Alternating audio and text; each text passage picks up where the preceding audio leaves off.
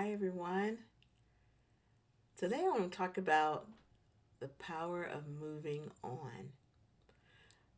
I've been thinking about how much time am I going to dedicate thinking about past wrongs and the things that have diverted my life into the direction that I'm currently existing in.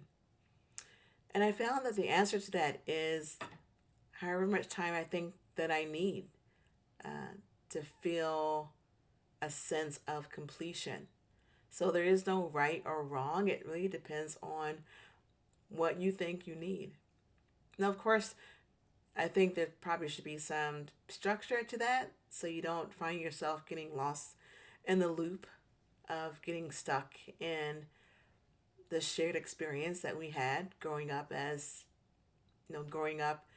in the Jehovah's Witness religion, or you were older when you joined um, that religion and you came out of it and having to recover from the experience. So whatever your pathway looks like, just know that whatever time you need to move on from an experience is really up to you. It's your choice. And you have to go at it at a pace that you are comfortable with and that is authentic for you. If you feel rushed because of somebody else's testimony or someone else's experience and you try to compare yourself and measure your journey compared to theirs, well, you're not going to have long lasting results. I speak from experience of knowing that you really have to be true to yourself and know your own particular path and take the way that's most acceptable and reasonable and comfortable for your own journey. It's important to have that. Otherwise, you're going to have a experience that's not going to be sustainable. Moving on. What does that look like? Oh, it comes in many forms. For me, part of the moving on process is having this channel and be able to talk to individuals who have a shared experience in regards to understanding some of those commonalities that we have in common. You know what I mean when I talk about field service or going into ministry or having the absolute truth or the belief that we have the absolute truth. You get those phrases, those euphemisms that I use. You understand what I'm talking about.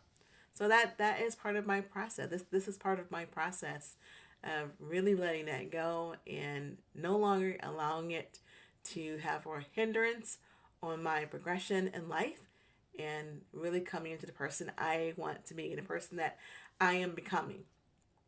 So moving on is a process and it's unique to the individual. It's unique to your experience. It's unique to your perception. It's unique to, in every way possible that you are thinking about or just feeling about how you feel. So moving on is something that I am currently doing. It's been a long process for me. I stopped being an active member of that particular community at the age of 18, shortly after my father passed away.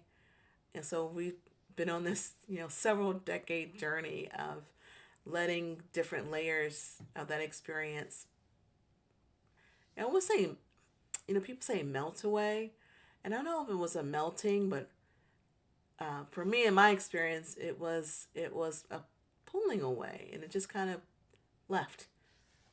And also being able to acknowledge each layer as as things as I started to believe differently about my own life, about my purpose in this world, about my relationship with God, about my relationship with myself, my value of who I am, the understanding my value that I bring to my community, to this world, to my own life, to my family, and just really understanding the perspective of self worth, letting go of previous beliefs that I had in regards to how I communicated, how I connected with people or didn't connect with people, really acknowledging my inauthentic self, meaning being a person that I wasn't, letting go of pretense, letting go of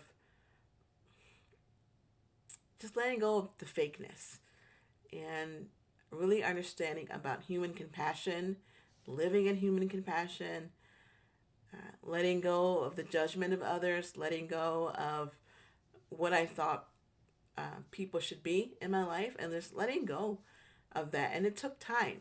It took time.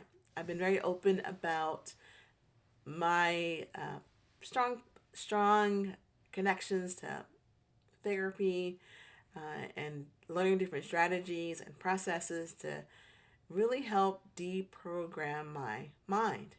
And that deprogramming led to different choices, which led to different outcomes, and it just led to me learning to love life again, learning to love myself again, learning to embrace people, learning to embrace myself, learning to dream again, learning to tap back into my imagination, learning to let go of uh, a lot of thoughts of destruction and doomsday insight, and just learn to be authentically, realistically nice, not because of the scoring system of getting nice points or being the perfect witness or being the perfect person in a congregation, because people were, kind of having this competition of who could be the best, but just learning to be me and learning to like, just learning to get to know myself again, coming back to who I really am, coming back to my true, original, authentic self without the um, without the influences of being forced to be someone that I wasn't. And don't you find that when you force yourself to be something that is inauthentic from who you're supposed to be, how incredibly stressful that is, because you are faking, and how freeing it is to every cell in your body when you let that go and just learn to be you. And that's what I'm learning. I'm learning to be me, and I'm learning to be comfortable with that. I'm learning to really enjoy the process and just loving me and being okay with loving me, and not thinking that that's prideful or that's something that God wouldn't appreciate, being fearful of being judged for every single thought, every single action, but realizing that I have many choices, and each of those choices are going to lead to an outcome, but is my choice. And this life, we're not here that long. We are not here on this earth that long. So every day is a present, every day is a blessing, every moment that we're alive is a gift. And to have that freedom of knowing and accepting that this is my life, and I was put here to enjoy it, to bring joy to others, to love myself, to do what I can do to the best of my ability to be a blessing while I am here on this planet, and also to enjoy living, to enjoy being alive, and to let go of whatever other dogma or whatever unrealistic expectation that someone else places on you that is not your burden to carry. And to be able to move on from that, to move on from that type of thinking, of having the freedom to love someone because I love them and not because of some script that is completely inauthentic and is not from the heart and it's not true, nor is it valid. And to be free from that, and to be free to express my compassion, my affection for myself first of all, and also for others. I think about when I took care of my mother for many, many years. And even though, things were not, things, had problems early on as far as when we're coming up as children with my mom's belief system and her, her parenting skills that she had. And I know she did the best that she could, but there were a lot of things that had happened. I still was able to love her. I was still able to do things for her in her older age. And I didn't require any dogma to tell me what was right and what was wrong. I just knew what was the right thing to do. So to be able to have that freedom, to have the understanding that I have no regrets, um, with being with my mom the last few years of her life, and to be able to do those last few services for her before she passed away, and even after she passed away, I'm knowing that that came from my heart, and that that was something that I wanted to do and I chose to do, and I've moved on. Like I am moving on from all of that stuff that we either place on ourselves or that people place on us, and it is an amazingly freeing experience to do that.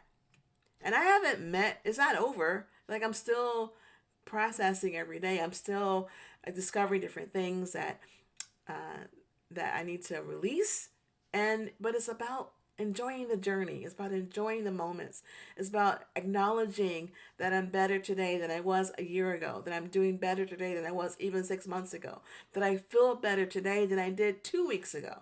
So just being able to acknowledge that and uh, to be okay with it and to love it, to love this journey, this process that we are all on together because we have a shared experience. We have a shared experience. And to be able to come here on this platform and to be able to collaborate with individuals of, like-mindedness, who understand, we have empathy, we're connected to each other, that is a beautiful process. And I'm really happy to be here with you on it.